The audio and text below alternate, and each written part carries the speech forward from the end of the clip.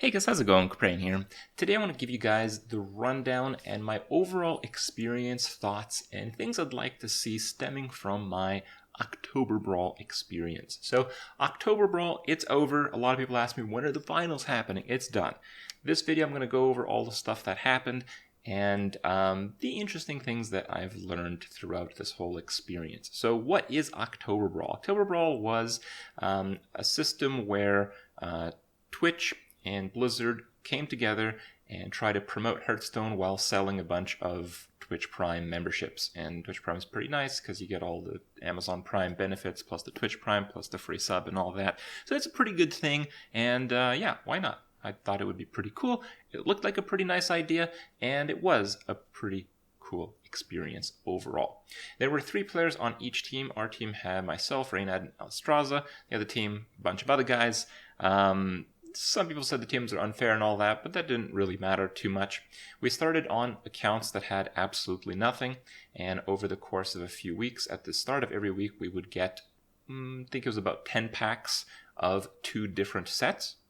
And in the middle of the week, we would get a share of 10 packs of each of those sets. So for example, in the first week, it was Classic and Goblins versus Gnomes. So we started off our accounts, 10 Classic packs, 10 Goblin versus Gnomes packs, and I think on the Wednesday after, so just a few days after, based on how many people used the light or dark card back, we were the light card back, we got a few extra packs of those. And every single week, the split on the use packs was about 30-70. So we got 3 classic packs, 3 GVG packs.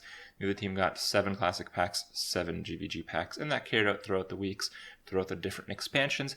We were able to play Arena only once per week with the free ticket that they gave us. We were not allowed to just replay Arena. Otherwise, I'd have probably all the cards I'd want. We could not disenchant cards. We could not craft cards. That's pretty important. And we weren't able to do the adventures except for the last week where we got to do a specific one of our choice. And at the end of each week, we had what they were called grudge matches. So we'd play against the other guys, and I did pretty well in those. I broke even while everyone else on my team did not. But yeah, it was a bit of a challenge. In terms of the fairness of things, I think a dark card back, void card back, was way cooler looking. It was animated, so I think they thought that we would push our popularity, because I'm pretty popular in the Hearthstone side of things, as it turns out, and we would overcome the fact that we have a really shitty looking card back versus a really cool looking card back. That didn't happen, and that set the trend for a very difficult opening for us, because we learned that GVG is an insane set. It has a lot of superpower mech synergies, and the difference between 17 and 13 packs is gigantic, because, you know, if you have like all the mech cards versus all the mech cards except you don't have shredders and you don't have clockwork gnomes, well, that's a gigantic difference. And the mech package was used by, I think, every player, at least on the opposing team, every single week. Like, that's how good it was. It was a self-contained synergy package that we didn't have a complete version of, and most of the other team did have a complete version of. So first week, we got slaughtered. Weeks after that, it was hit and miss, but it was still pretty difficult to deal with this mech package again and again and again. It was interesting, though. I did my absolute best. I think out of all the participants, I played my account the most. I try to grind out. You can get 100 gold by just winning games. Every 3 wins, you get 10 gold, up to a maximum of 100 gold per day. Now, I don't think I ever hit the 100 gold, but on some days I was like 70 or 80, and I could only buy classic packs with the gold that I got. So I had a decent number of classic packs, probably more so than any other player in the tournament, despite the fact that the other team had much more packs given to them by Blizzard. So that, I think, led to some pretty interesting results. I want to show you guys the account here. So I got 206 wins there, 36 wins in Arena. I think this is 4 Arena runs, so not too bad. That's like about 9-win average. And yeah, I did all the quests. I did everything that I could. I did win 100 games achievements. I did all the quirky achievements and stuff. I had some pretty good decks, just so you guys can see what what I pulled in terms of legendary cards. So those are some scrappers. Antonidas is interesting. I got Tyrion. We actually got the welcome bundles when we started. So I got Tyrion as part of the welcome bundle, the starter bundle, whatever it is. Like, I don't know, 10 packs and you get a class legendary. That's where I got Tyrion. Thrall Deathseer, pretty nice card. Jaraxxus is the card of our team. Holy crap, was that carry. King Mosh, worthless. Cho, worthless. Just a lot of garbage. These cards are not good. Didn't get too lucky on the pulls. More importantly, I didn't get particularly lucky on the mechs. I got one Blast Mage, but that was about it. I ended up getting a few more GVG packs at the end because in the last week we got to choose 5 packs of any one set that we wanted. So I chose GVG to try to complete my mech set. I got another shredder from that, so that's pretty good. But, well, you see that? No one dropped mechs. Now, the other team, I believe most of them, possibly even all of them, had 2 gnomes and 2 cogmasters. And 2 mech warpers. That's a really big difference. So basically, we were in a situation where we had a pretty large disadvantage in terms of the cards, and it was really difficult to keep up with that. So one of the decks that I made that was actually one of the best decks, I think, that I could make at least. You know, I got Bookworms because I did Karazhan as my adventure in the last week. I got Mana Worms. I got a lot of the powerful spells. Spellslinger is a great card, by the way. It is, trust me. Not going to explain that one again. Antonidas for finishing potential, like a really good deck, right? But, you know, this type of deck plays like the aggro/zoo game, and the aggro decks, their biggest counter are more efficient aggro decks. You know, in the second last week of the games, my opponent was just bringing aggro decks every single week, 3 aggro decks every week. He brought 3 aggro decks against me. I knew this deck is one of the best decks I can come up with, but it's not as good as their aggro decks. You know, their aggro is too good. I was playing against, like, literally constructed Karazhan Shaman in one case. Like, you know, Tunnel Trog, Totem Golem, and then the works after that. Just no chance. There's no chance, right? So I couldn't play this kind of stuff. I tried to make some anti-aggro decks. So I had a Curator Priest. I don't know if this is the exact list that I used in the tournament a couple weeks ago, but it's a pretty decent deck. I got 2 Spirit Lashes, and overall, I thought that if I made completely anti-aggro decks, I would have a better chance than if I just played suboptimal aggro decks and hoped to get luckier than my opponents. And that was a bit hit and miss. I think my most powerful decks were actually Zoolock. And the issue with Zoolock is in, I believe, the start of the third week, upon my extreme opening of classic packs by playing this account hell of a lot, I opened Jaraxxus. Oh my god. So Jaraxxus is a ridiculous card. So Toast substituted for TwitchCon in the finals. He put in like Mogar, and I think he switched around a few other cards. But the core of the deck is the same. This deck is crazy. This deck did not lose a single game after I made it. I know it was kind of close because one guy 1 week had like 10 burst damage in hand. Now I was at 11 with a bunch of taunts in play or something. You know, fine. I guess you can call that close. But this deck is just a monster. It's all board clears, and it's based around stalling the game to get Jaraxxus. And Jaraxxus is a really interesting card. It's not like the hero cards that we have from the Frozen Throne expansion, because of Sense Demons. Sense Demons is a really good card if you make a deck centered around a Jaraxxus. Jaraxxus is a demon, and if you play, like in my case, 4 demons, I have 2 Voidwalkers, Abyssal for very efficient board clear, and Jaraxxus. So basically what you do is, because you're tapping, usually around turn 8, you draw about half your deck. So if you draw half your deck, you typically have either Sense Demons or Lord Jaraxxus in your hand. And if you do have Sense Demons, because you drew half your deck, you probably drew 1, possibly even 2 of the demons in your deck. So when you play Sense Demons, you're basically guaranteed to get Jaraxxus. I played this deck a lot. I played it in Wild Ladder. I think I passed rank 10. Yeah, I made it to like rank 8 or something, rank 7. And then the month ended, and I didn't have too much time to play. But I think I could probably get this deck at least to rank 5.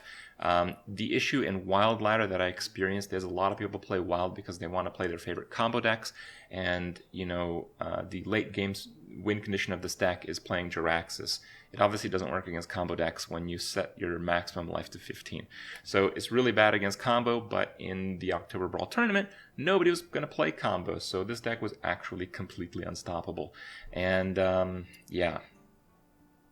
It carried me. It was really fun. I was really proud that I made this work, and I was really happy that I was putting up some really solid results on ladder and in the tournament after I had made that deck. The other decks are kind of like a bit hit and miss. I try to make Paladin work, but again, Paladin is competing with some extremely potent aggro decks.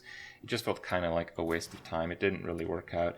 Fast Shaman was the other deck that I played a lot of in the grudge matches. Fast Shaman was a pretty successful deck, especially when it got Maelstrom Portal in the end, but it was a bit overshadowed by the Warlock still. So I played the grudge matches. There were sets of 4, and the winner of each grudge match was going to get an advantage, or place a disadvantage if the other team lost, that is, at the TwitchCon finals. And the TwitchCon finals, I actually didn't know the format going in, but I didn't end up getting to go because of the whole appendicitis situation.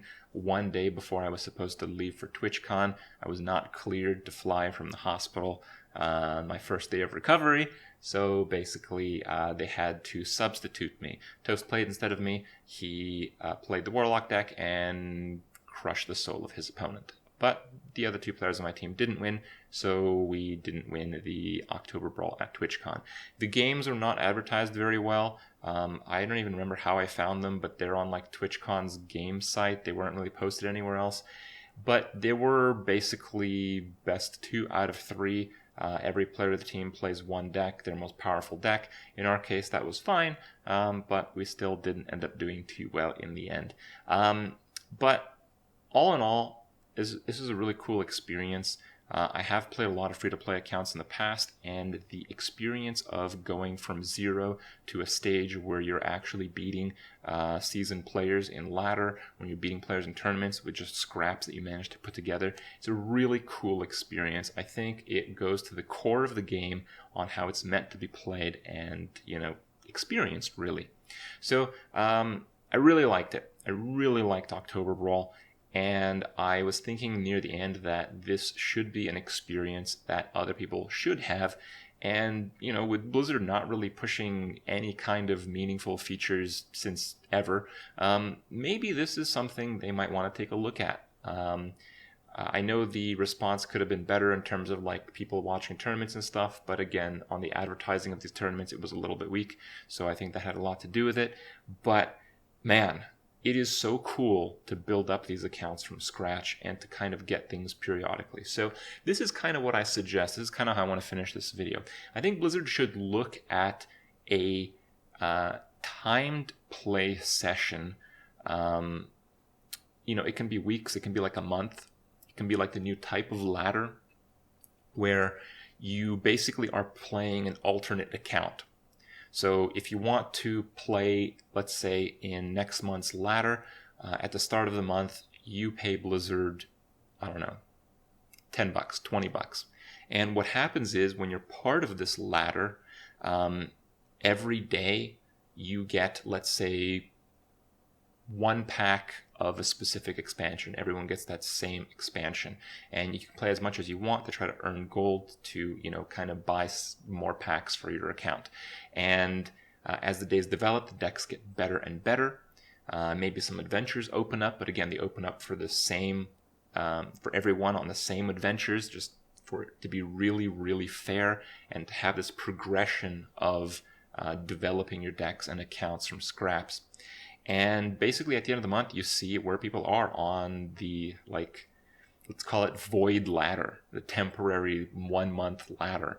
And I think that would certainly display a lot of skill, not just execution of a deck someone else came up with, but really pushing the limits of the scraps that you're given and making those work better than everyone else. Of course, there's an RNG element, and some people might get some really powerful cards, others might not. But I think overall that balanced out, even in our case in Oktoberbrawl, where we basically had 30% fewer packs in the end, it was fine. We made it work.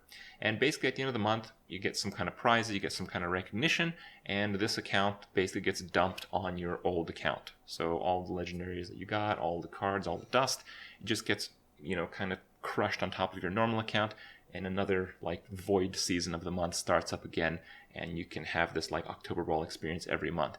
I think that would revitalize Hearthstone to a point that I don't think we've ever seen before.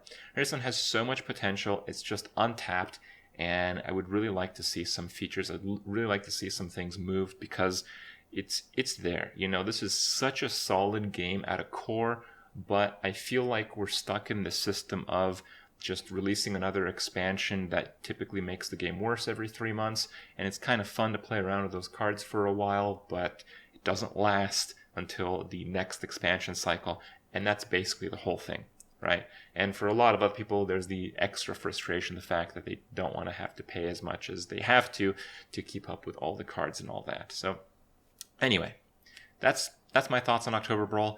Those are my thoughts on how I think Blizzard should think towards the future of Hearthstone, because I think the game needs it. Yeah, and I think you guys deserve it. In any case, hope you guys enjoy my rambles. I'll see you guys tomorrow.